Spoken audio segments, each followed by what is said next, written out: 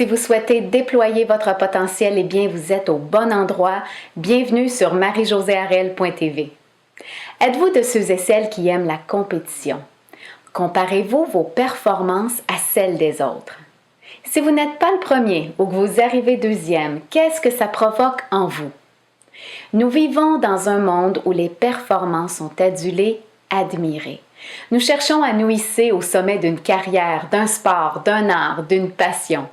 Ou encore, nous voulons obtenir l'amour de tous et chacun, être populaire et gagner la faveur des gens. Être numéro un ou le choix numéro un semble nous donner une valeur en tant qu'être humain. Mais est-ce qu'une star internationale, un champion olympique ou un premier ministre a plus de valeur que le commun des mortels? Lors de mon premier emploi d'été, quand j'avais 15 ans, ma patronne m'avait confié ceci. Dans la vie, on n'est jamais perdant parce que l'expérience que l'on prend dans les épreuves ou dans les échecs fait de nous des gagnants. Ce dicton s'est gravé en moi comme sur le roc et je m'en suis souvenu particulièrement dans les moments difficiles.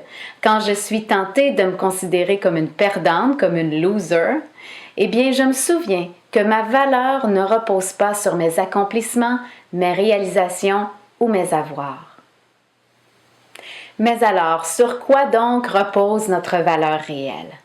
Pour le découvrir, il faut apprendre à vivre au-dedans de soi. Dans ce lieu infini où les critères de ce monde s'effondrent pour faire place à de nouvelles perceptions. Il y a en notre âme des intuitions par rapport à notre valeur réelle. Par exemple, avoir le sentiment d'être plus qu'un simple corps. Sentir qu'il y a autre chose que le fameux métro, boulot, dodo. Vouloir se débarrasser des étiquettes qui nous collent à la peau. Rechercher plus de simplicité ou vouloir carrément changer de vie.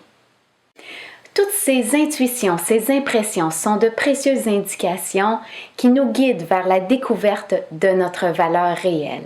Il faut les accueillir, les méditer et les laisser transporter vers d'autres horizons. Et rassurez-vous, il n'y a pas de bonne ou de mauvaise réponse, il n'y a que ce que vous dicte votre cœur. Je vous pose la question, sur quoi repose votre valeur réelle? Quelle est votre philosophie de vie à ce niveau? Je vous lance le défi de me résumer votre pensée en quelques lignes et de la partager sur ce fil de discussion afin que toute notre belle communauté virtuelle soit inspirée par vos propos. Vous pouvez également laisser un commentaire sur ma page Facebook ou sur Twitter. Je vous souhaite une belle réflexion et surtout, n'oubliez pas, laissez votre lumière briller.